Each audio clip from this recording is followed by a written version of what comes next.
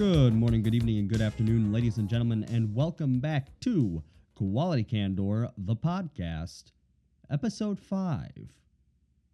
Feels nice, rolls off the tongue nice and sweet. I hope you enjoyed our little throwback program from last week. That was that wasn't just being done because I was having, a whale of a time and I needed something a little easier than that.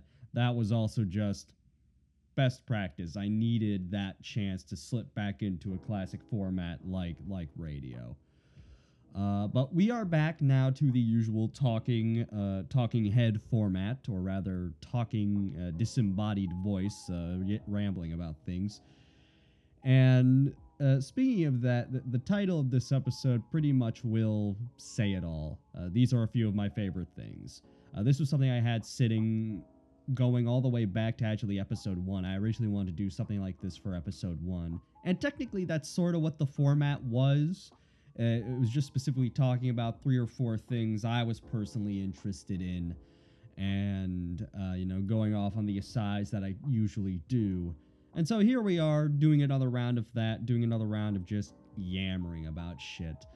And it's funny, too, because I actually got a request for more movie talk, please, from over one of the comments on 365 Inventory, which, by the way, if you skipped it at the top of the show, fair enough. But we do have our second soundtrack album of Alan Firedale, Desert Delinquent, our little throwback in-world audio adventure radio show.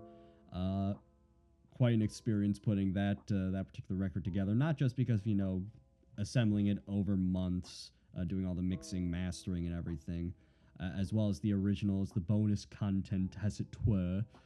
But I love the sound of that series, the sound that we've created for it, because it's this bizarre little halfway point between really bog standard 80s electronica and that Bernard Herrmann meets Barry Gray quality, where you have all these very moody orchestral passages, and then on top of that you have this pulse pounding percussion battery, like a marching band and a fucking conga line all rolled into one.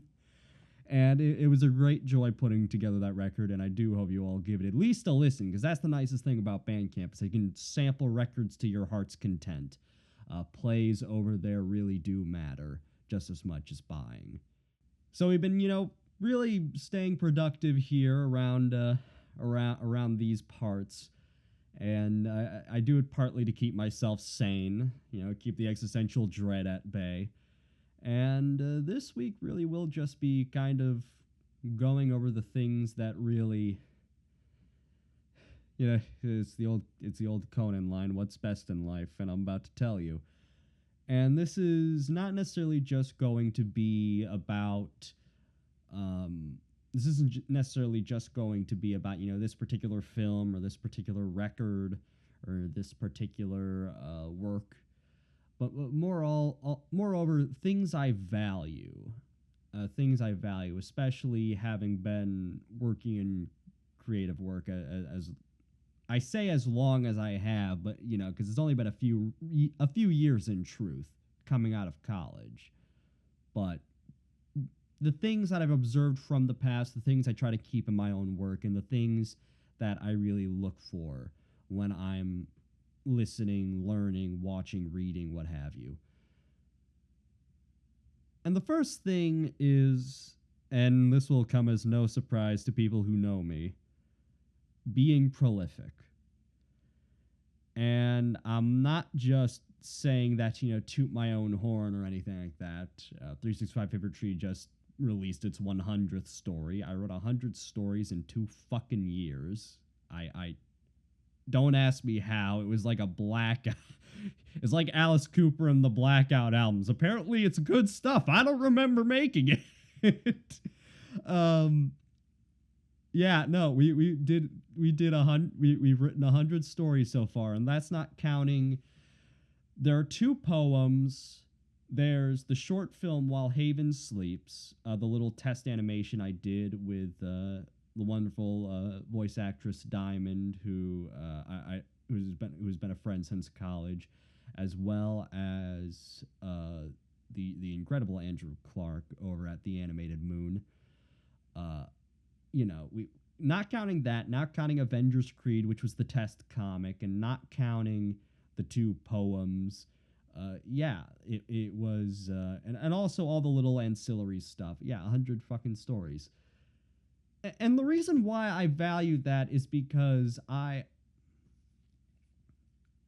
the thing about a lot of entertainment, and you have to be able to say this, and understand that it's not being said in a derogatory way, is that there is a sort of transience to a lot of the entertainment we make and consume.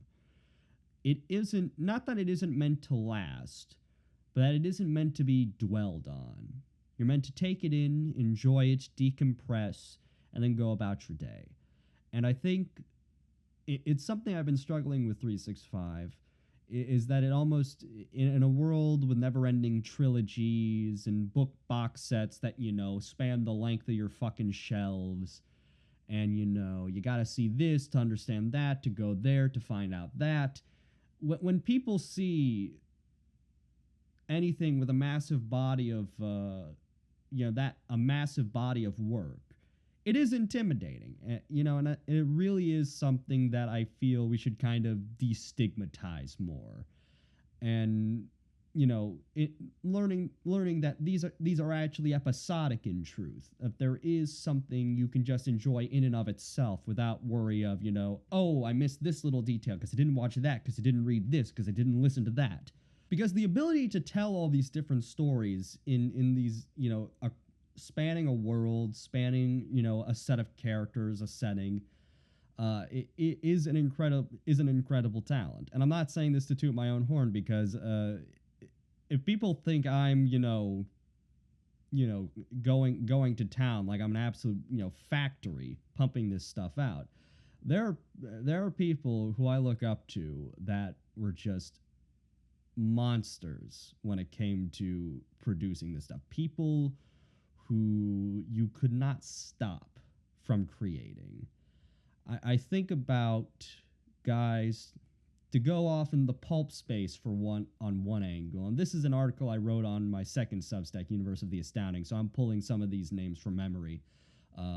Walter B. Gibson, the man who, for all intents and purposes, turned the shadow from this radio frame device to one of the most popular characters of the Depression and wartime era in America.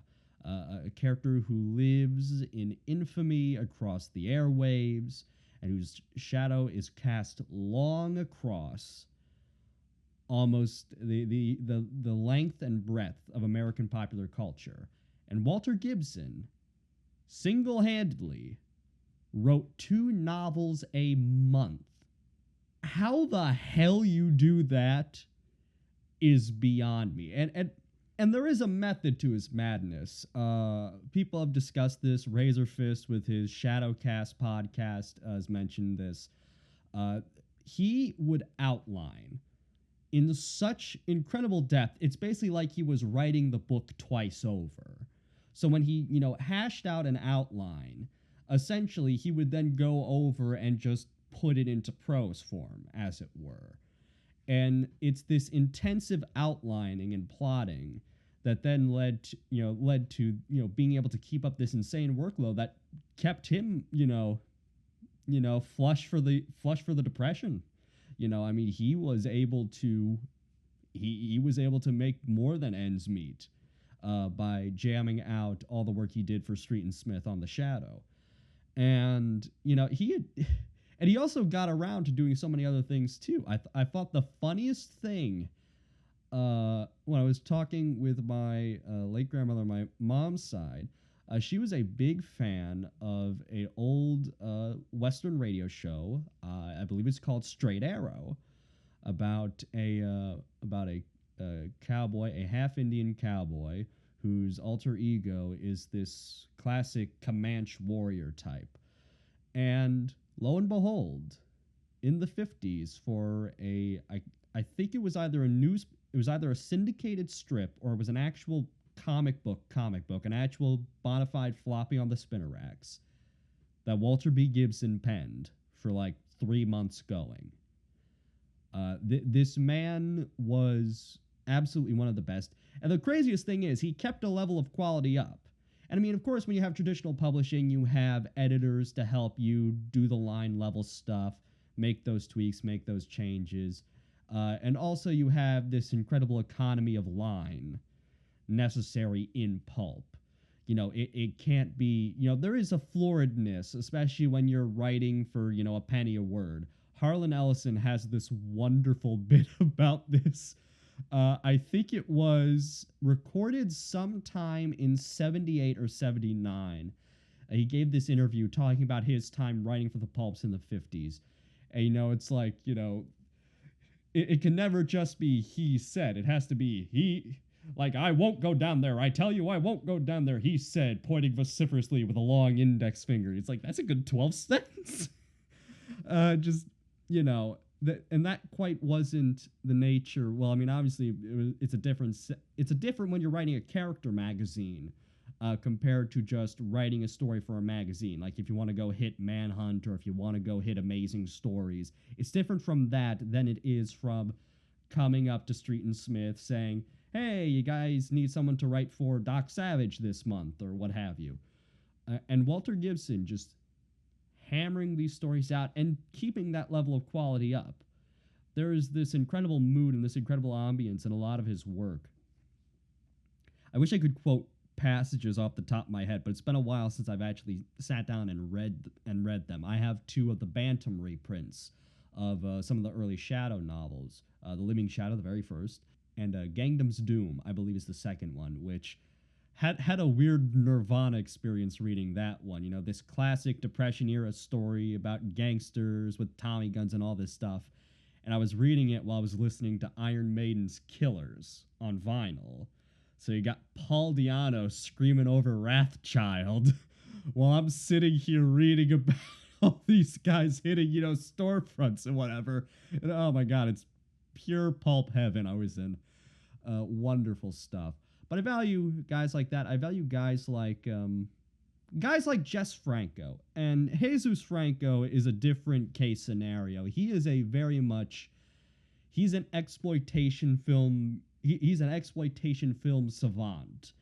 The man could direct, and I'm not saying this with any sense of hyperbole, this man possibly directed 10 films in a year. You couldn't stop him from making films. And the thing is, when you're hitting that hard and you're going that fast in the medium of film, no one's gonna bat 1,000. And Franco was notorious for a lot of sexploitation crap. He was notorious for a lot of these very, very, very, very, very sleazy pictures. But there was also times when he was allowed to make something of utmost poetry. It'd come out of nowhere, it'd sock you in the jaw, and you're just sitting there wondering, how the hell did this happen? Who the hell let that man have an artistic vision? And I remember vividly having that experience with films like Venus and Furs from, I believe that was 1968, or even some of his weird little Desaad pictures in the 70s. There was a 1970 film he did, Eugenie, which features this drop-dead gorgeous Bruno Nicolai score. Nicolai having been a regular collaborator with Ennio Morricone, one of the greatest. If you've ever seen a Morricone score from the 60s or 70s, whether it's on a spaghetti western or on a giallo or what have you, Dollars to Donuts, Bruno Nicolai was the one conducting the orchestra. Wrote this breathtakingly romantic score with all the classic Italian trimmings and trappings.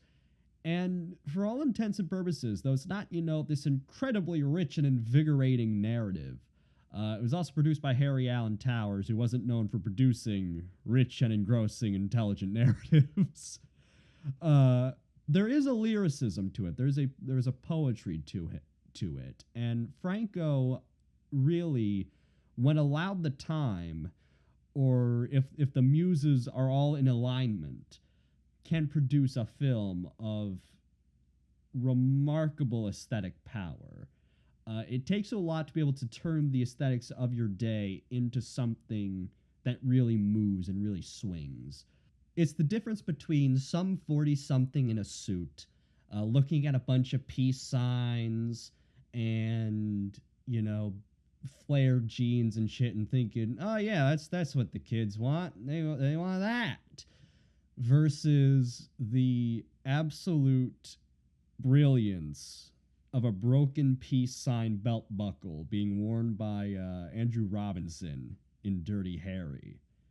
You know, brilliant imagery like that. It's the difference between those two. And Franco, when allowed for it, could produce that imagery, could have that sort of synergy of influences between music and cinematography and costuming, and it results in some incredibly chic looking films.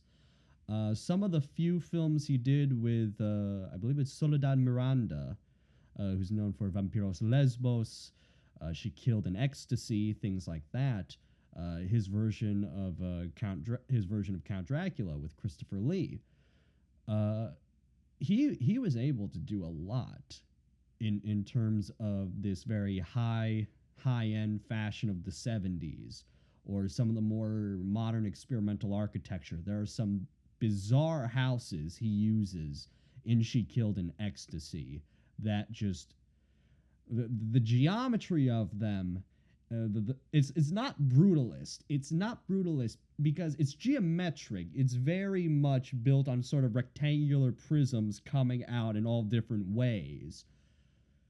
But it's layered. It'll sound like an insult to some, but it looks like a fucking Jenga tower. And I mean that in the best way possible. She Killed in Ecstasy. The house from She Killed in Ecstasy looks like a fucking Jenga tower. But it works in the context of the film it's made, in this little revenge thriller piece that he was making with that particular film. It works in those confines. Versus, oh my gosh, Franco had been on a tear of these really slick little black and white thrillers, and there's this beautiful sequence. I think it was a club scene or it's some weird villain trap. It's a very 60s sequence of someone laid out on this fake spider web, like a deliberately stylized, made from rope, like a stage set style spider web. And images like that sear into your brain, and you'll wake up in the middle of the night thinking, how the fuck can I shoot that? And this man, in his prime, could probably make about three to four of these really stellarly styled pictures while directing another 6 on the side. That is a rare breed of drive, and that's a rare breed of talent. In the realm of music, I think so much about when I was in college, I got on a giant Michael Jackson kick, but that also turned into, because of the nature of the Jackson family and how they're tied into the larger history of rhythm and blues in America, and sort of the splintering of soul and funk off from rhythm and blues in the 60s, from the Motown, the Philly sound, everything. I started from him, I hopped over into Prince. From both of them, I went back to James Brown. And my God, while Michael Jackson sort of became hemmed in by his success, he never stopped cutting demos. I mean, the story goes is that during the Bad sessions for the Bad album in 86, they were cutting, I think he cut like 60 songs in those sessions. He was notorious about spaghetti at the walling a bunch of these tracks. And while, a certain few have been made available to the public, the estate cooked up the Thriller 40 release, which featured a few tracks that hadn't made it out. Some demos repoed from earlier collections, Got the Hots, which is a great little funk barn burner. And also some of the stuff that had been bootlegged around the web, like She's Trouble. and stuff like that. But then, getting into Prince, I mean, Prince has feasibly left himself a legacy that'll probably, by the time I shuffle off this mortal coil, there will probably still be a new Prince album coming out. That is how much this man has that man wrote, and how much he had just covered, how much he's recorded, and I think about that massive run in the early 70s, not the early 70s, late 70s, early 80s. His core Minneapolis sound, his core Minneapolis funk sound, set of records. For You, the self-titled, Dirty Mind, and Controversy. There, got it. Before we got some of the polish on 1999, and then all hell broke loose when Purple Rain came out. But you listen to that, and also the fact that he was a multi-instrumentalist. Prince, that is Prince on every single track. Not just every single track in the track listing, but all 48 fucking multi-tracks. Give or take a few people. Andrew Simone coming in and so on. But, the sheer amount of drive and tenacity it takes to really keep going and keep, even if something doesn't work, coming up from the mat and going at it again and just going and going and going. And it's also, I think, the important thing, too, about all of this, whether in music or in film or in literature, is knowing that it's okay for something to just be good. I'm holding up a few people in the music side. Michael Jackson and Prince were notorious perfectionists. They absolutely were. They were, and I mean, you hear it in the records. Every Jackson album from Off the Wall till Invincible is a completely cohesive, coherent, unique package. And Michael was notorious for, insane numbers of takes, insane numbers of mixes. I believe the story went that him and Bruce Swedien were remixing, I think it was Billie Jean, like they did like double-digit mixes on that, and then they went back to, I think it was like the third or second mix that sounded the best. But that was kind of Michael's self-consciousness. And then, of course, in the case of Prince, you just hear it in the sound. Sonically, the music in those first 4 Prince albums are latex tight, bonds with your frickin' gams at the subatomic level. That is how tight those records sound. The rhythms, the syncopation, how deep in the pocket some of those grooves go. Coming together. It comes together. It all sits nice and just perfect. Fits like a hand in a glove. Talking about guys like that, but then in the same breath, I'm also talking about people who, when they're rolling that fast and rolling that hard, aren't always going to make, the greatest things since sliced bread. Jess Franco, I'm sure, knew that of those, on an average year, 5 pictures he's making, a bunch are probably going to do really well at the box office, but some of these are not going to be anything for me artistically. There was the bizarre tale of, I believe, Zombie Lake or Oasis of the Zombies. I can't remember which one it was, but one version of the film was I think one version of the film was started by a French filmmaker, Jean Rollin, who was notorious for these incredibly lyrical, surreal art house horrors. Made films like The Iron Rose, Fascination, Grapes of Death, stuff like that. And then on the other hand, he had this unfortunate stint where the only way to pay the bills was to do porn. Fortunately, he's in France, so hey, that's like saying, oh no, I gotta go breathe air. And so he does this picture, Oasis of the Zombies, or Zombie Lake, or whatever it's called. And financier wasn't crazy about how it turned out, and so he then brings in Franco to kind of punch things up. And I think a similar situation happened in reverse, where I believe it was Franco, Franco had made a film, Virgin Among the Living Dead, which many consider as a genuine cult masterpiece of his career. I hadn't got a chance to see it yet as of recording this, but it's one of those things that I've been meaning to check out.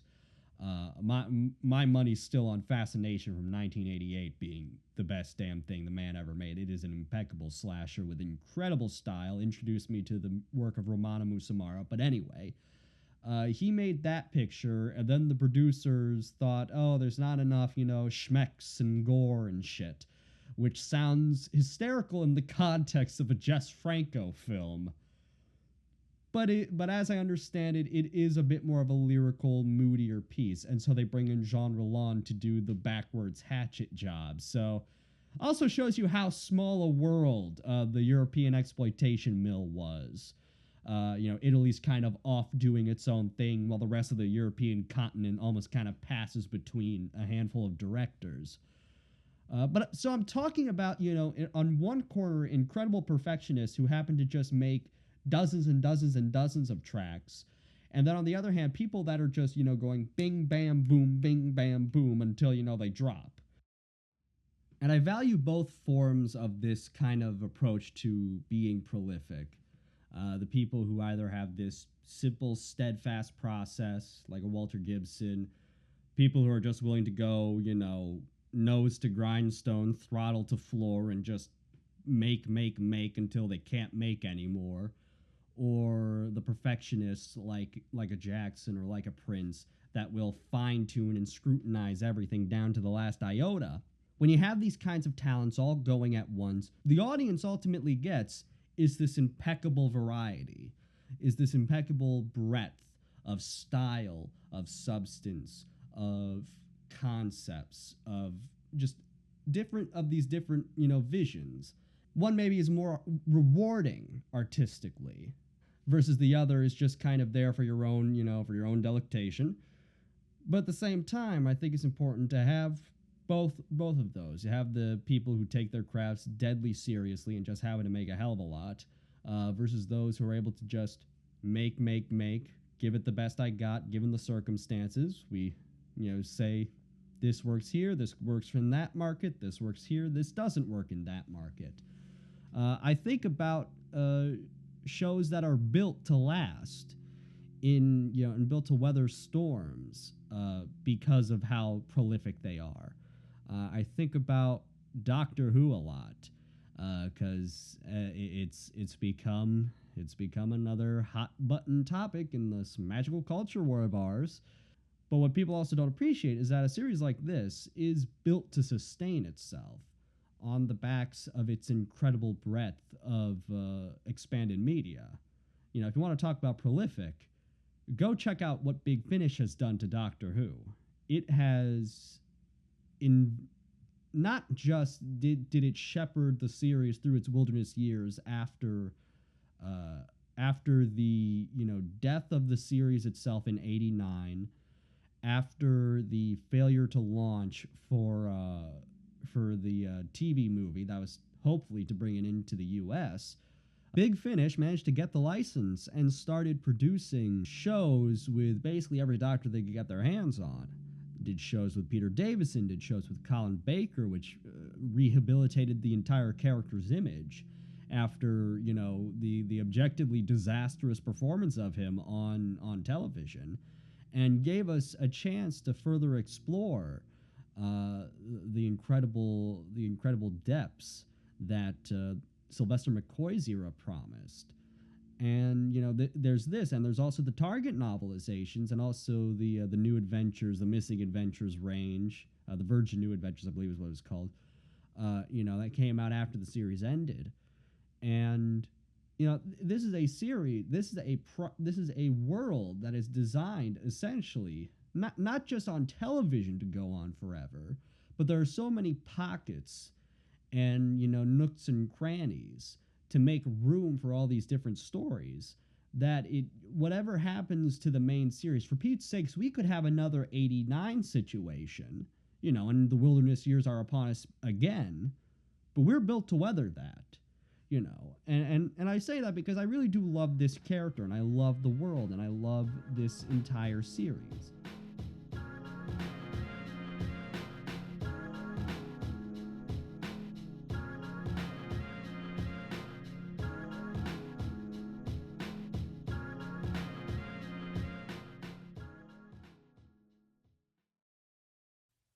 On the next episode of XO6 Future Spy. How much do you know about diamonds? Whoa, that's my diamond. Keep your mouth shut, pal, until I tell you to open it. I never thought I'd see you again, XO6. Exactly how much danger do you think we're likely to encounter? We're only going to a party. What's the worst that can happen?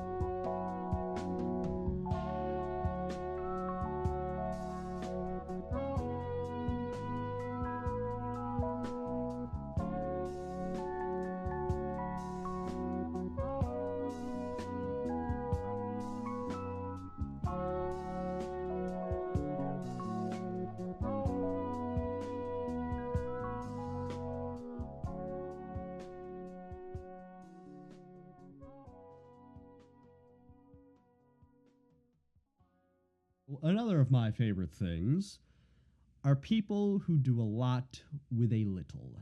People who can take a concept and then bring it out, branch it, and turn it into something so much more. I think about writers like Ray Bradbury, who, in his world, an image is not just an image. There is always something more to it. I think about his story, The Crowd, about how there's always a crowd that comes and gawks at someone involved in a traffic accident, hit and run, car crash, what have you. Ideas like that, where the ordinary becomes extraordinary upon further inspection, things like that. I love. Jess Franco is a good example of this, but if you want to see someone who does so much with so little, we've obviously talked about Roger Corman in tribute to the great ones passing, but Mario Bava is one of the most incredible filmmakers, in my opinion, because of the sheer ingenuity of this man's mind. He was one of the great Italian horror directors, one of the founding influences on the Giallo, the Italian murder mystery with black-gloved killers and lurid plots and vicious deaths and all exciting stuff like that. There is a film that lives in high regard in cult film spaces. 1964 or 5's, depending on probably where it was released. Planet of the Vampires. Some know it as, oh yeah, that film that had quite a fair bit lifted for Ridley Scott's Alien. But beyond that, beyond the Alien connection, that film is such a fucking looker. Classic space age looking sci-fi with this creep show level of color, this fog, these minimal yet spacious sets, these incredible, simple designs, wonderful uses of shafts of light,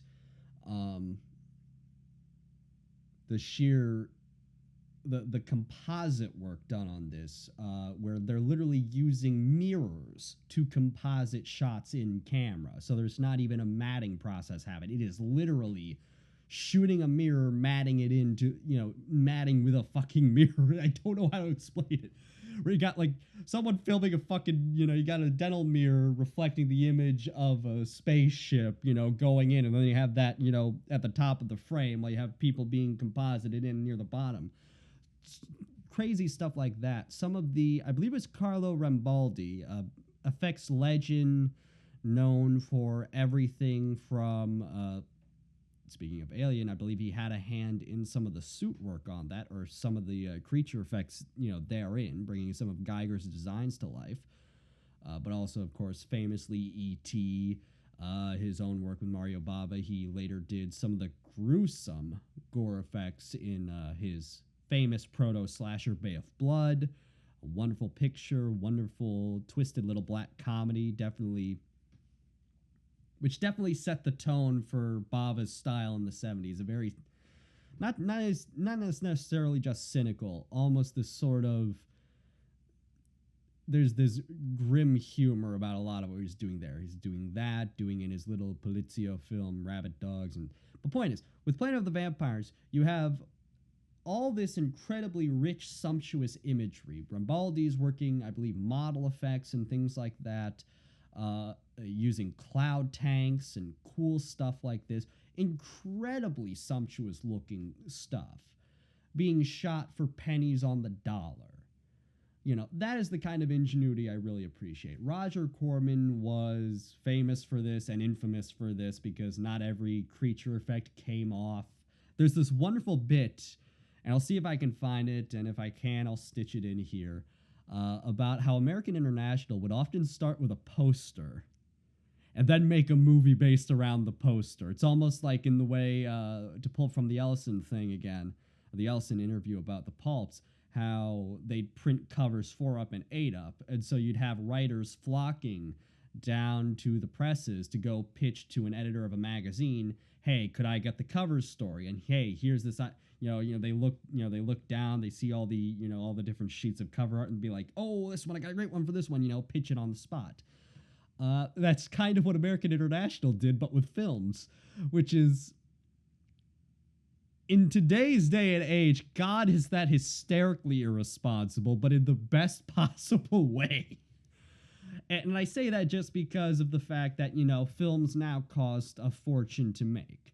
If you're smart about it and you know how to do things, it doesn't. Micro-budget filmmaking, there have been incredible strides made in it. Some of the folks over here on YouTube, I think about Doomed Productions, who do so much on a pauper's budget. Just incredible imagery, incredible concepts, and done for almost next to nothing. Whereas now we have, the Hollywood system, which is built on the backs of bloated budgets, insane demands from a million different executives. I mean, if you want to see shit getting gummed up, just take a look at the development hell this new Blade film has been going through. Meanwhile, I've got my perfectly well intact fucking DVD of the Wesley Snipes Blade just staring at me from the shelf saying, hey, motherfucker, you better enjoy me a hell of a lot more now. Which I already do. I fucking love the original Blade, and I love Snipes in it. I love the sort of neo-gothicness about. I love the neo-gothic kind of thing that was happening in Hollywood. A very, very rare little moment there in studio filmmaking, in the wake of Burton's Batman and then Proyas's The Crow. And then, of course, after Blade, you have stuff like the Underworld series, which is kind of the epitome of this neo-gothic thing, where you have the sleekness of sci-fi, but this, brutal horror. Brutal horror element in its action. But you have, studios with ever growing budgets, ever growing marketing costs, that lead to scenarios like the thing that's befalling Furiosa, where, people are looking at a soft opening as the end of the fucking world, which, it's a shame, and, it is what it is. And that's why I also really, really do appreciate when people are able to do so much without a lot. And, not everything's going to look swell. For all the millions that were poured into it, I watched some of the, I started watching the Flash Gordon serial, the early one with Buster Crabbe, and it's fun, and I love it to bits. But you know, you can see there is a shade, there's a smidge of ropiness about it. You know, there is, even with all the money that went into it. But at the same time, what it makes up for in drive and propulsion and, you know, the thrill a minute style that a lot of classic serials adopted by virtue of their structure.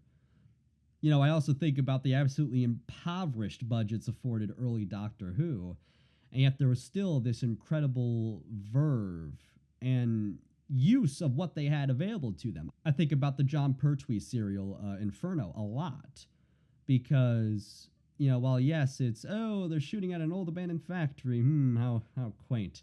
You know, it's like, is it by the quarry? But I think about how striking that industrial imagery is, that sort of that omnipresent doom that hangs over the story's thread as it goes on. And, you know, it's when they were at their best, when they were operating at peak performance, shows like that and serials like, you know, Flash Gordon can absolutely swing like the Dickens. Another good example of doing a lot with a little, actually.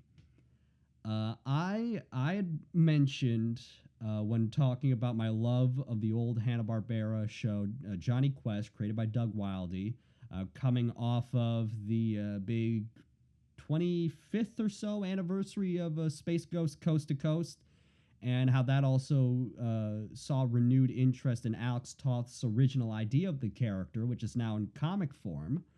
Link to that in the description, because we need more vintage, you know, we need more vintage Toth in the world. You know, brought to life by people who truly love his work and these characters.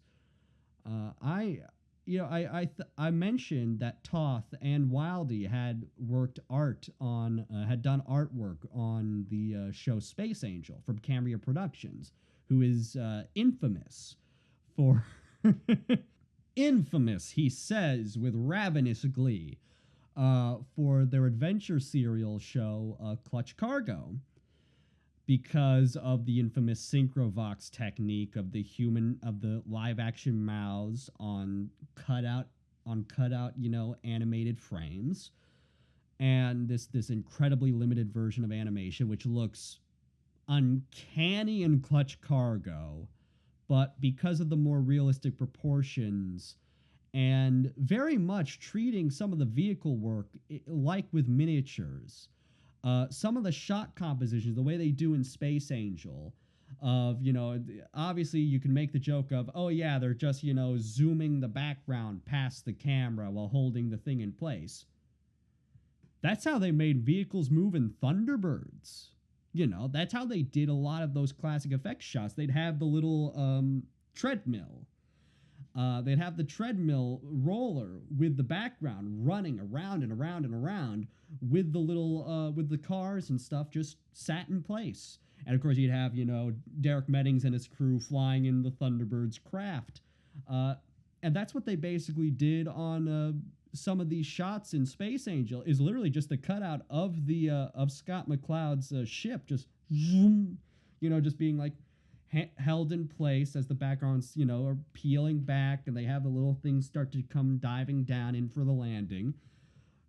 And that's incredibly, you know, simple stuff, and it actually looks pretty damn good, all things considered, especially coming off of Clutch Cargo. And especially it also helps that you have Wildey's style of art. You have, well, Toth's style of art, because I believe he was one of the primary movers on that show aesthetically, where, because it's more realistic human proportions, it isn't quite, you know, Sunday funny style. It makes the human mouth movements actually sit a little neater than they otherwise would in Clutch Cargo. So it takes this incredible cost-saving technique and actually works in service to it, and makes a show that has no right to look as good as it does sometimes. I I mentioned this to him after I'd watched a few episodes, and someone had said, there are times when that show punches above its swings way above its weight visually, and even sometimes in terms of narrative. And the brilliance of not Space Ghost, the brilliance of Space Angel is that it really does, actually. It feels like a true moving comic. And, they were making this on pennies on the dollar. But they also had a great story to tell, a great, quick 25-minute story broken up into these little 5-minute serial episodes. And they just went wham, bam, thank you, ma'am. Did it in a week and done.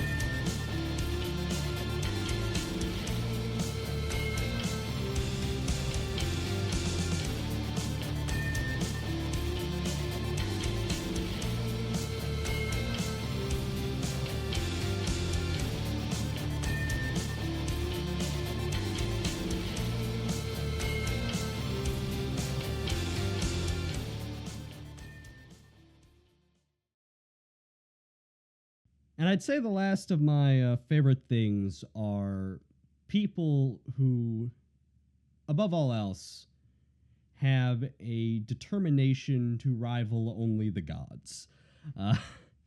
I say this as especially like, the best for last quality, because I think really perseverance is everything in the creative field.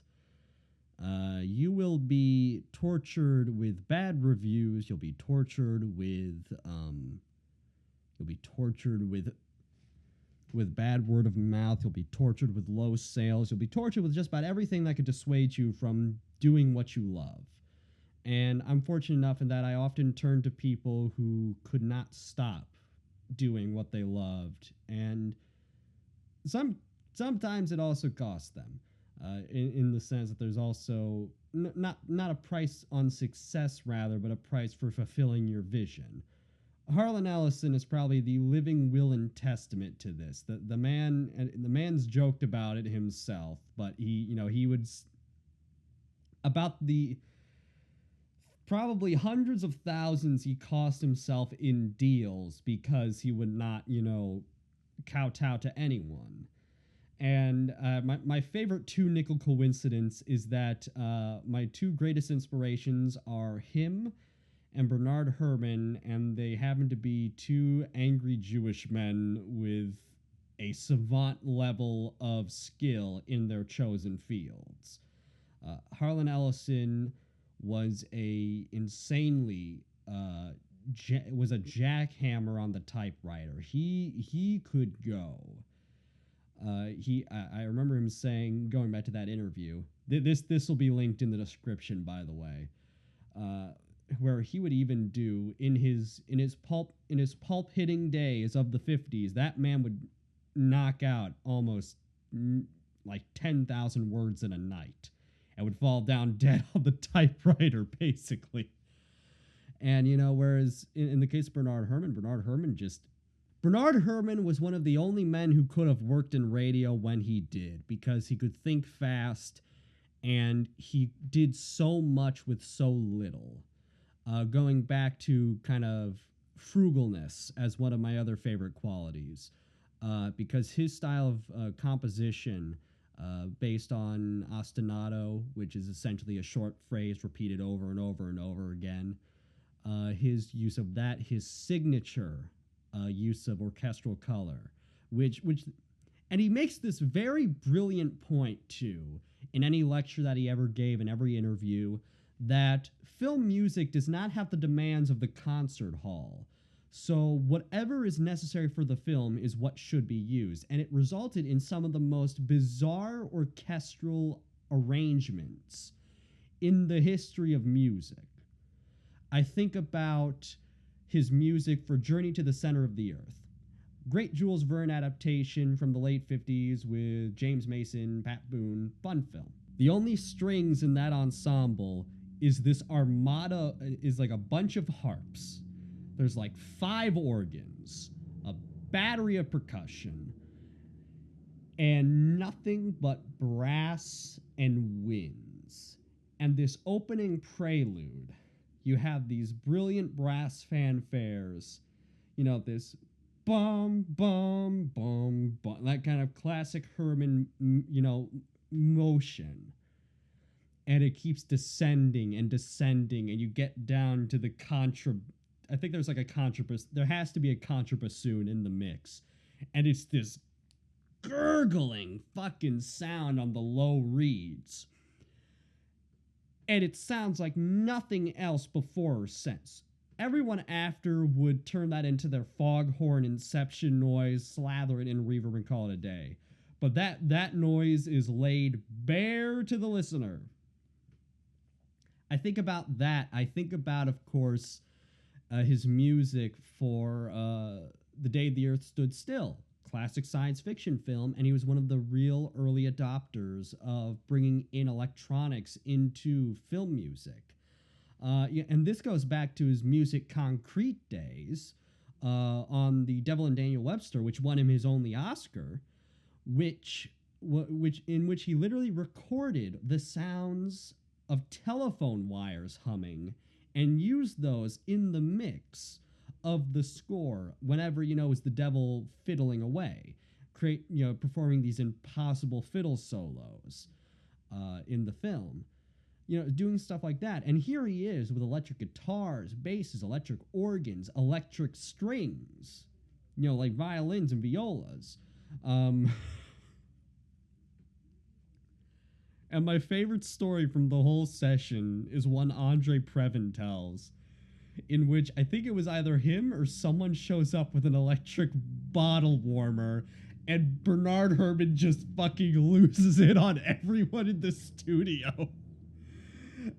Thinks it's an insult to the half electronic orchestra. And also, of course, and this, I should have mentioned this at the top of it, but it was one of the real big scores that brought the theremin to science fiction. Before then, the theremin wasn't really fully associated with sci-fi. It was more or less used in association with, actually, I think the earliest example was Miklos Rozsa and his Oscar-winning score for Spellbound for Alfred Hitchcock. That used a theremin, and it's a beautiful use of a theremin as well. Very misty, very eerie, very haunting. A sort of the way the Ons Martineau, which is sort of the keyboard equivalent of the theremin in terms of sound, the way that would later get used by various composers, from Barry Gray to Elmer Bernstein, who was infamous for his use of he would shoehorn that instrument into any score he could get his mitts on. Like from appropriate uses like in Ghostbusters to family dramas like The Deep End of the Ocean, I have that on the Milan released the CD of that score, and there are cues that use the Ons Martineau, and it's like in a drama, in a straight drama, no anything, just slap a fucking Martineau in there. Fuck it, go for it. Like it does become almost abuse of the instrument, but also that's another example of someone sticking to their guns, and more often than not, it results in a lot of really incredible sounding music. You just wonder, okay, where does it end? And for him, I think it ended. I don't think he used it in Far From Heaven, which was his last score before his passing. But back to Herman. Herman's unique sense of orchestral color, his unique writing style, his ability to take 6 notes and terrorize you with them. That is a rare quality, and the fact that he never changed his style throughout his entire career. Bernard Herrmann in 1941 sounded the same as Bernard Herrmann in Taxi Driver in 1976, even with the added element of jazz or the Prokofiev bounce of his brass in the workout music, where you see Travis Bickle, building himself up, and you get that boom, boom, boom, boom kind of thing. It's pure, singular Bernard Herrmann from end to end. And that's a rare quality, because this is a world that the creative space will bend and break you for any number of reasons. And so it's a rare quality to see people who will stick to their guns creatively, artistically, no matter what. And I respect that. Even if I don't ultimately enjoy something, someone who's willing to put their ass on the line for their vision is someone who has my utmost respect. We talked about it in episode 2. Francis Ford Coppola putting his own fucking money on the line to get Megalopolis made. That's a power move. That's something I fucking respect. And you know what? Few men are quite as singular in terms of not just, dedication to vision, but singularity of vision than Coppola. His use of superimposed imagery and his incredible knack for montage, you see it in the shots for Megalopolis, and you see that heritage in films like Dracula in 92, Apocalypse Now. That style of image blending is pure Coppola, top to bottom. And I can't wait to see that picture. I genuinely can't wait to. I think singularity of vision is very important in this day and age, especially when everyone wants you to be like something else. Everything has to be a comp of something, and I'm not saying that comps are necessarily a bad way of shorthanding, it's this meets this. It'd be nice to put the story on your own terms before you break out the comp. Like, if I'm pitching a project, I will always say, hey, this is the character, this is the story. If you like this or that, you'll dig this. But in an age where it's always chase the trend, do this, do that, I also will fully admit that some of the prolific people I mentioned earlier probably were doing a lot of that. American International kind of pioneered the teenaged market. When they discovered that teenaged film noir sold, they made teenaged film noir, juvenile delinquents, gangsters, doing all this fucking crazy shit. When they found out the beach party films sold like hotcakes, guess what? You made beach party films for the next half decade. And I'm not saying that, that you shouldn't try and keep the pulse on the public, but I'm also saying is that you shouldn't be slavish to the whims and trends, because there's a lot of 5-second flash in the pans. So you think, oh my God, I'm cresting the wave, I'm on the wave, and then all of a sudden the wave just drops dead out from under you. And then it's not really much of a wave now, is it? But I also think it's important to know kind of how to pitch that particular vision. And I think it's the beauty of, there's nothing new under the sun, actually, is something that not a lot of people make good hay out of. Because what it says, I think also implicitly, is that there is a market for everything. And kind of one of the troubles of, being ahead of your time is that sometimes that means your market just isn't there for you. Or sometimes, things happen and you fall out of favor with, all the movers and shakers, and then it takes a while for you to really become rehabilitated. Bernard Herrmann's a great example of this because after the fallout with Alfred Hitchcock, he was essentially in exile. He was no longer working at Fox. He had gone through his second divorce, and he had irreparably shattered his best collaboration, his best artistic collaboration. And so even though he wound up getting to work with some incredible foreign filmmakers like Francois Truffaut, and he ultimately did that little mini cycle of gigging in the world of British film music, doing Twisted Nerve, Endless Night, The Night Digger. When he was kind of rehabilitated by the film school generation, by Brian De Palma and by Martin Scorsese, and to a lesser extent Larry Cohen, because he came more out of television than he came from the film school sect. It was kind of him falling back into favor, and it was a perfect way to kind of cap off his career when he passed away when he did. So, but the key is he never changed his style for anything. And it's that signature sound and his use of it in classics like Psycho and in, the old Hitchcock quote is that, a third of Psycho is like, I think it was a third or he said like 33% of Psycho's success is because of the music. And if a third of Psycho's success can be dedicated to Bernard Herrmann's incredible score, which reportedly saved the film, by all accounts, because Hitchcock was willing to cut out all the violence and turn it into an hour-long episode of his anthology series. Herrmann completely brought the tension and the suspense and the raw-edged horror of the story to bristling life with his full-string orchestra. If a third of Psycho's effectiveness can be attributed to that score, 50% of Vertigo is the music.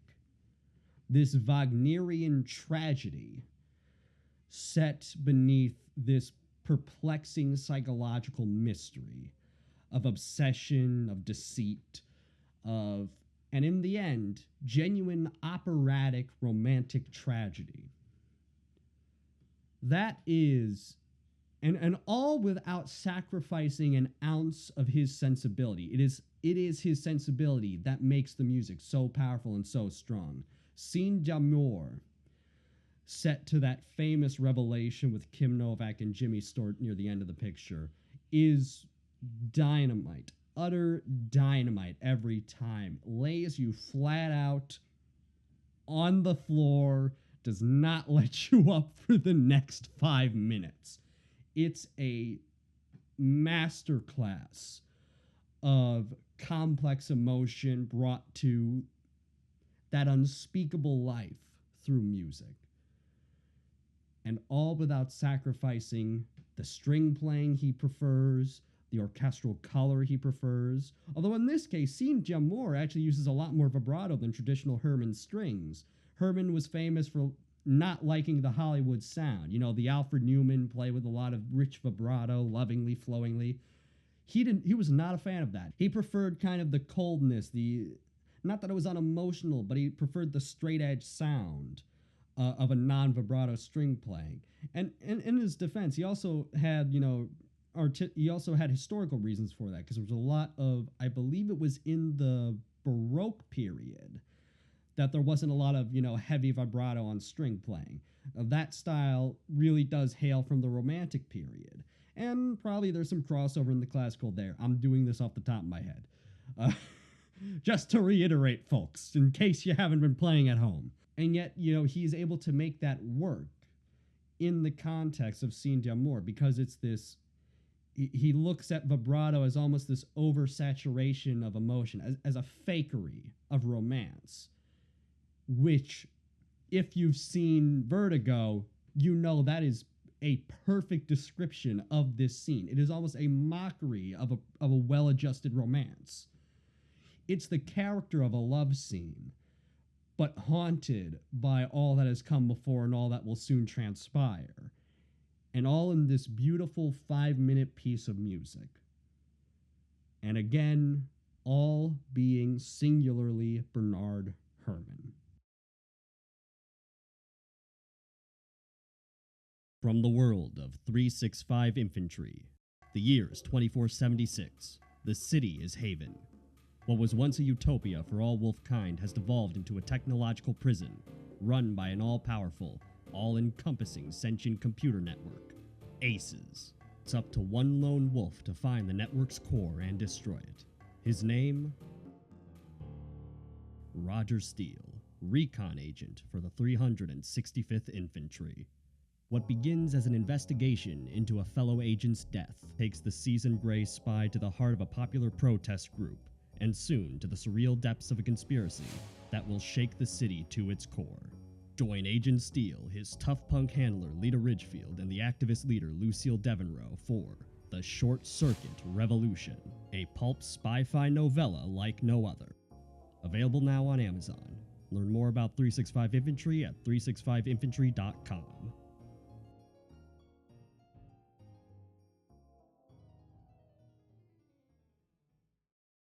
Alright, that about does it for me.